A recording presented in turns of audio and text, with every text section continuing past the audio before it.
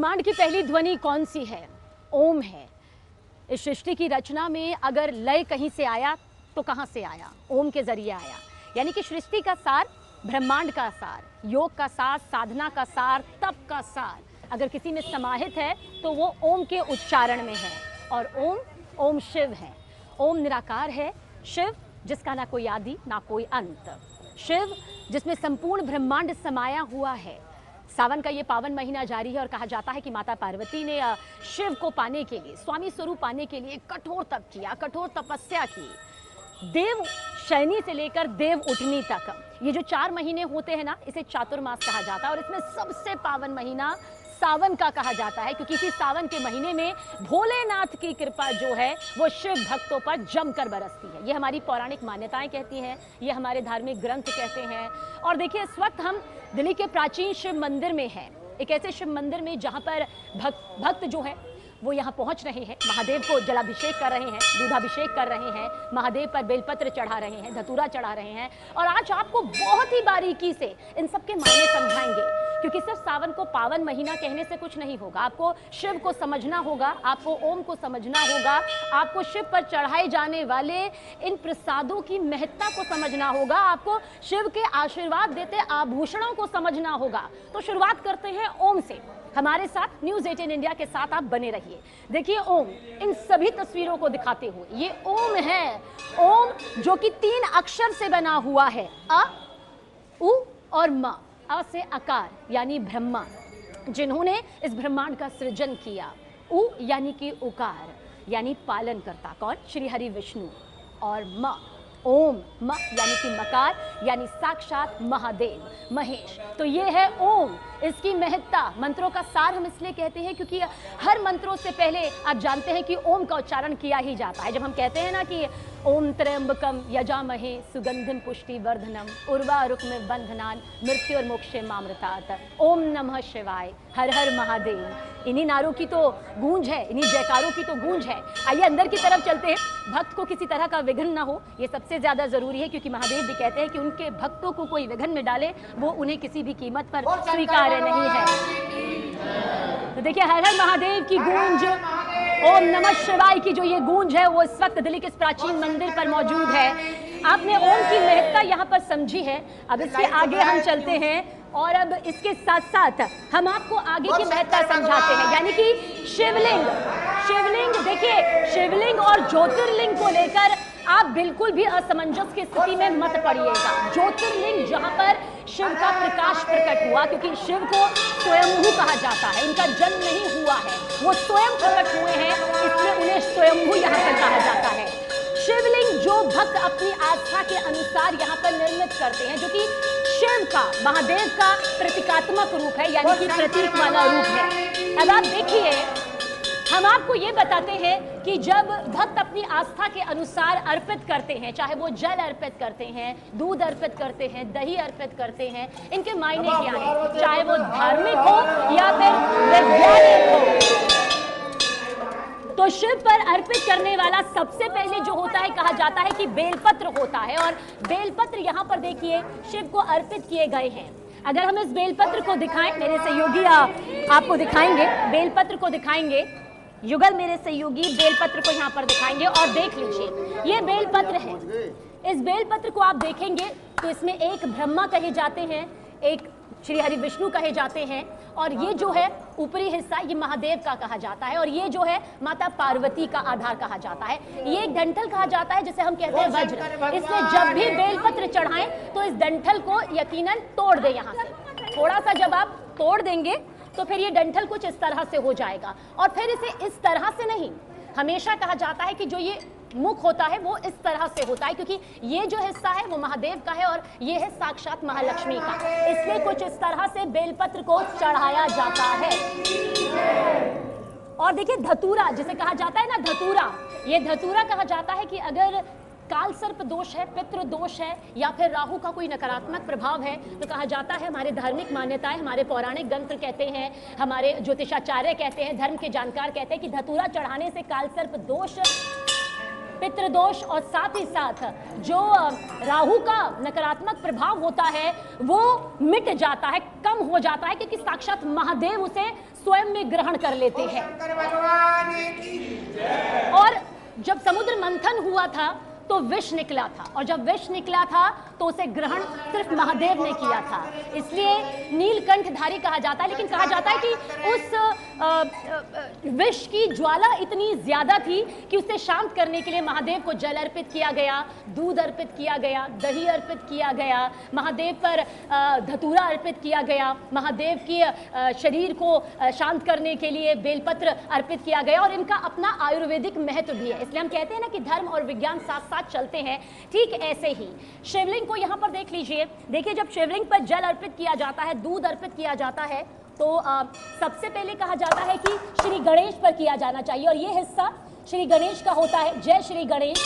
और ये हिस्सा जो होता है वो कार्तिकेय महाराज का होता है, तो जय कार्तिकेय महाराज की। और ये हिस्सा शिव और पार्वती की पुत्री अशोक सुंदरी का माना जाता है। और ये जो आधार आप देख रहे हैं ना, ये आधार माता पार्वती हैं, यानी कि माता पार्वती पर जल और दूध अर्पित किया जाता है। फिर कहा जाता है कि अगर आपके हाथ में दूध का लोटा है तब आप नागदेव से आप जल को शुरू कर सकते हैं, दूध को शुरू कर सकते हैं, और फिर महादेव के ऊपर दूधाभिषेक यहाँ पर इस तरह से किया जाता है। देखिए, सावन के महीने में होता क्या है, सावन के महीने में ना गर्मी है ना सर्दी है, मौसम में एक नमी होती है, इसलिए कहा जाता है कि इन दिनों सात्विक भोजन यहाँ पर ग्रहण करना चाहिए, यानी कि जो रोजमर्रा में आप सात्विक जितना सादा खाना खा सकते हैं सावन के महीने में। ऐसा इसलिए क्योंकि नमी की वजह से खाने पीने में जो बैक्टीरिया लेवल होता है वो बढ़ जाता है।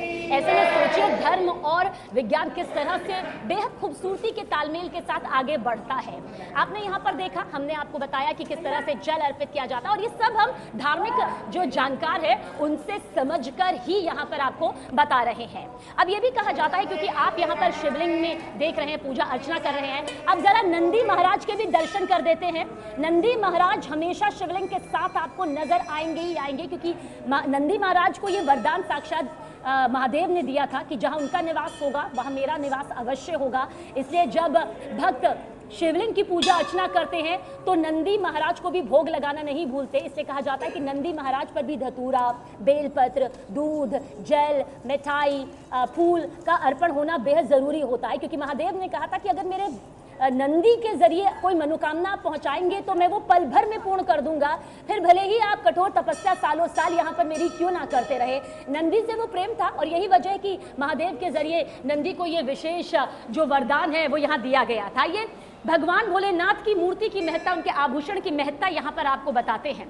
देखिए, धार्मिक जानकार दरअसल कहते हैं, जो आप महादेव को देखते हैं, महादेव के दाहिने कान में और बाएं कान का जो कुंडल है ना, वो भी आशीर्वाद देता है। महादेव के दाएं कान में जो कुंडल है, एक कान में कुंडल है मकर कुंडल, यानी कि जो ज्ञान का प्रतीक है, संयमता का प्रतीक है, जो सावधानी का प्रतीक है।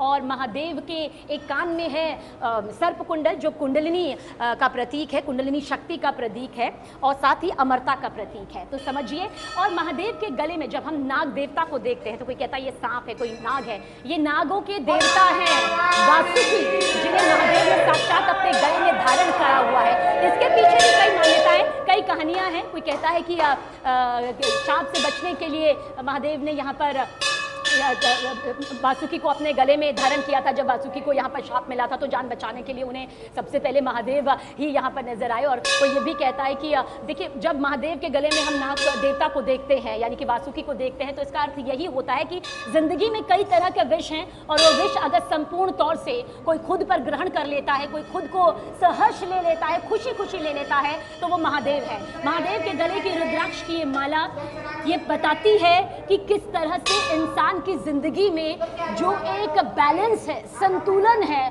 उसका यहाँ पर होना बेहद जरूरी है। महादेव का त्रिशूल जो है, यानी कि जो ये तीन कोने इस वक्त आप देख रहे हैं, इन्हें भी नमन कर लीजिए, उनका त्रिशूल भी यहाँ पर आशीर्वाद देता है। और ये त्रिशूल बताता है कि ये तीन लोक हैं, ये तीन देवियां हैं, और ये तीन आपके गुण हैं, यानी कि तीन लोक, तीन गुण और तीन देवियां इसका प्रतीक है। हम जब कहते हैं कि आपकी भक्ति कैसी होनी चाहिए, तो कहा जाता है कि भक्ति माता पार्वती जैसी होनी चाहिए। भक्ति नंदी महाराज जैसी होनी चाहिए, भक्ति शिव के जो गण हैं उन जैसी होनी चाहिए, यानी कि निश्चल, बिना किसी भेदभाव के। क्योंकि महादेव ने कहा था कि मेरे दर पर सब समान है, तभी तो महादेव की भक्ति सुर भी करते हैं, देवता भी करते हैं, प्राणी भी करते हैं, नरगण भी करते हैं और असुर भी करते हैं। महादेव के दरबार में कहा जाता है कि सब बराबर है और अकाल मृत्यु को टालने के लिए महादेव यहाँ पर कहे जाते हैं कि उनका एक मंत्र अकाल मृत्यु को यहाँ पर टाल देता है। बस उसका उच्चारण आप मन भाव से करें, भले ही शब्द इधर उधर हो जाए लेकिन भाव इधर उधर नहीं होने चाहिए। ओम त्र्यंबकम यजामहे सुगंधिम पुष्टि वर्धनम उर्वारुकमिव बंधनान मृत्युर्मोक्षे मामृतात्। इसी के साथ साथ कहा जाता है कि अगर आप सुबह उठते ही महादेव के इस मंत्र का उच्चारण करते हैं तो आपके जीवन की हर बाधा दूर हो जाती है। धार्मिक जानकार कहते हैं कि इस मंत्र का उच्चारण जरूर करना चाहिए। ये शिवलिंग के दर्शन करते करते इस मंत्र का उच्चारण हम करते हैं। न्यूज़ 18 इंडिया के हर दर्शकों की तरफ से काल हर, कष्ट हर, दुख हर, दारिद्र हर, सर्व रोग हर, सर्व पाप हर, नमः पार्वती पतये, हर हर महादेव। और हर हर महादेव की इसी गूंज के साथ देश भर में सावन का पावन महीना जो है वो इस वक्त मनाया जा रहा है। ये महत्ता है क्योंकि ये ब्रह्मांड का सार है, ये भक्ति का सार है, ये उस तपस्या का सार है जो साक्षात महादेव जो हैं जिसका प्रतिनिधित्व यहाँ पर करते हैं। और मेरे माथे पर जो ये आप तिलक देख रहे हैं इसे तो हम तिलक कह सकते हैं, लेकिन जब यही तिलक महादेव के माथे पर चंदन के लेप के साथ आता है तो वो कुछ इस तरह से आता है, यानी कि त्रिमुंड कहलाता है। ये महज तिलक नहीं कहलाता, ये त्रिमुंड कहलाता है, यानी कि ब्रह्मा विष्णु महेश का ये प्रतीक होता है, ये आधार होता है। और जिस शिवलिंग को इस वक्त फिर मेरे सहयोगी युगल दिखाएंगे, दरअसल इसके निचला जो हिस्सा है वह साक्षात कहा जाता है कि भगवान ब्रह्मा का निवास होता है, मध्य जो हिस्सा है श्री हरि विष्णु का निवास होता है और जो ऊपरी हिस्सा है वहां पर महादेव का निवास होता है। तो इस शिवलिंग में पूरा ब्रह्मांड समाया हुआ है, भक्ति का भाव समाया हुआ है, धर्म और विज्ञान। देखिए इस लहजे से खास हो जाता है क्योंकि जब वैज्ञानिकों ने बड़े स्तर पर रिसर्च किया तो उन्होंने पाया कि जो बिल्कुल शांत ध्वनि ब्रह्मांड में गूंज रही है वो ओम की है। और इसी ओम के उच्चारण के साथ में कहा जाता है कि हर मंत्र जो है अपने आप में परिपूर्ण यहाँ पर होता है, चाहे वो फिर श्री हरि विष्णु से जुड़ा मंत्र हो, हनुमान जी से जुड़ा मंत्र हो या फिर किसी भी देवी देवताओं की जब पूजा अर्चना या आराधना पूरे भक्ति भाव के साथ यहाँ पर की जाती है। इसलिए कहा जाता है कि जब आप महादेव से अपनी मनोकामना मांगने आते हैं तो ये नहीं कहना चाहिए कि महादेव मेरी मनोकामना पूर्ण कर दीजिए। कहा जाता है कि महादेव आपने तो मेरी ये मनोकामना पूर्ण ही कर दी। और देखिए यही वजह है कि चाहे सफलता हो, चाहे सुरक्षा हो, चाहे अच्छी सेहत हो, अपने परिवार की सुख समृद्धि हो, अकाल मृत्यु पर विजय प्राप्त करना हो या फिर चारों तरफ से उस सकारात्मक ऊर्जा का संग्रहण करना हो, उसके लिए सबसे पहले जिसका ना कोई आदि ना अंत, जो स्वयंभू है, जो ब्रह्मांड के संहारक है, उनका ही नाम सबसे पहले भक्तों की जुबान पर आता है, वो है महादेव। इसलिए हर हर महादेव की जो गूंज है वो शिवालयों में इस वक्त यहाँ पर गूंजती हुई नजर आती है। और महादेव क्योंकि हम ज्योतिर्लिंग और शिवलिंग में बिल्कुल भी यहाँ पर असमंजस की स्थिति में ना आए। ज्योतिर्लिंग यानी कि जहाँ पर भगवान शिव का प्रकाश स्वयं अपने आप आया वो ज्योतिर्लिंग है, 12 ज्योतिर्लिंग। लेकिन जब हम शिवलिंग का जिक्र करते हैं तो इसकी स्थापना की जाती है, ये भगवान भोलेनाथ शिव का प्रतीक यहाँ पर होता है। कहते हैं ना कि अगर पत्थर को भी आप अपने पूरे भक्ति भाव से पूजेंगे तो वो शिवलिंग हो जाएगा, उसमें शिव का स्वरूप समा जाएगा। और यही शिव की महत्ता है, यही शिव की महत्ता है कि वो अपने किसी भक्त को अपने दर से खाली हाथ यहाँ पर नहीं भेजते हैं, उनके लिए उनके भक्त ही यहाँ पर सर्वोपरि हैं। लेकिन नंदी महाराज से जुड़ा हुआ एक और जो धार्मिक जानकार कहते हैं वो भी आपको बताते हैं। दरअसल जब हम नंदी के कान में अपनी मनोकामना कहते हैं तो कहा जाता है, जो धार्मिक जानकार है, कि नंदी के किसी भी कान में नहीं कहा जाता, बाएं कान में नंदी के कान में अपनी मनोकामना कही जाती है और उसके बाद दाएं कान को अब उनके यहाँ से बंद कर देना चाहिए। कहते हैं ना कि एक कान से बात दूसरे कान से निकल ना जाए, इसीलिए बाएं कान से भक्त अपनी मनोकामना नंदी के कान में कहें और दाएं कान को उस वक्त के लिए बंद कर ले। जब मनोकामना पूर्ण हो तो फिर नंदी महाराज को भी नमन करना ना भूलें। इसलिए कहा जाता है कि महादेव की कृपा पानी है तो सबसे पहले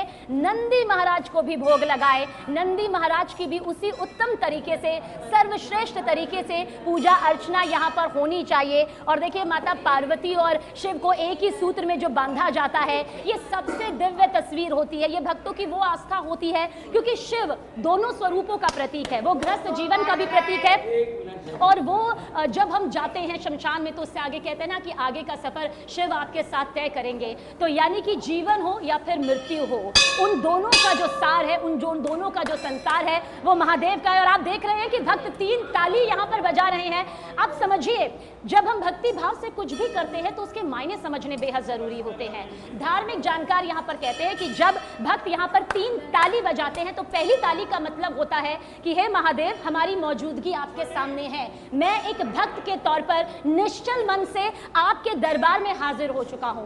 दूसरी ताली के साथ वो अपनी मनोकामना कहते हैं कि सुख, समृद्धि, यश, कीर्ति, सफलता मेरे घर परिवार में स्थायी तौर पर सामने आए, हमेशा के लिए निवास करे आपके आशीर्वाद के साथ में। और तीसरी ताली होती है कि अगर इस इंसान जन्म लेने के बावजूद, इस योनि में आने के बावजूद अगर हमसे किसी के लिए ईर्ष्या, कुछ गलत, लोभ, पाप हो गया हो तो उसके लिए हमें क्षमा करे। ये 3 ताली की महत्ता। और कहा जाता है इन 3 तालियों में ब्रह्मा, विष्णु, महेश यानी कि त्रिदेव भी समाये हुए हैं। ये शिवलिंग, ये महज एक शिवलिंग के तौर पर नहीं बल्कि एक आस्था, एक भक्ति, एक संयम, एक लय, जिसे हम कहा जाता है कि ब्रह्मांड की जो ध्वनि है उसके तौर पर यहाँ पर लिया जाता है।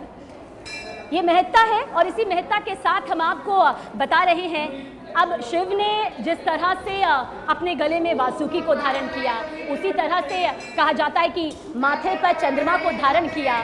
माथे पर चंद्रमा को धारण कहा जाता है। जब समुद्र मंथन यहाँ पर हो रहा था और समुद्र मंथन से जब विष यहाँ पर निकला तो भगवान शिव के पूरे शरीर में वो जो जहर होता है, वो विष जो होता है, उसकी ज्वाला उन्हें तपाने लगी। तब चंद्रमा क्योंकि शीतलता का प्रतीक है, चंद्रमा क्योंकि शांति का प्रतीक है, तो महादेव ने उन्हें अपने जटाओं में, अपने सिर पर धारण किया। और महादेव ने अपनी जटाओं में धारण किया माँ गंगा को, क्योंकि जब माँ गंगा पृथ्वी पर अवतरित होने के लिए आ रही थी, आगमन आ रहा था, तो उनका वेग बहुत तेज था। आप समझ रहे हैं, वो वेग जिसे ये धरती, जिसे ये ब्रह्मांड सह नहीं पाता। ऐसे में भोलेनाथ ने माँ गंगा को अपनी जटाओं में धारण किया और संतुलित किया। अब इससे आप समझिए, ये महज कहानी नहीं है, ये महज ये बताता है कि हमारे जीवन का यही वेग है जो बहुत तेजी के साथ आगे बढ़ता है। लेकिन जब आप इस वेग को संयमित तरीके से आगे बढ़ाते हैं तो फिर वो वेग किसी को नुकसान नहीं पहुंचाता है। आइए नंदी महाराज के भी दर्शन यहाँ पर मेरे सहयोगी युगल कुमार के जरिए करवा देते हैं।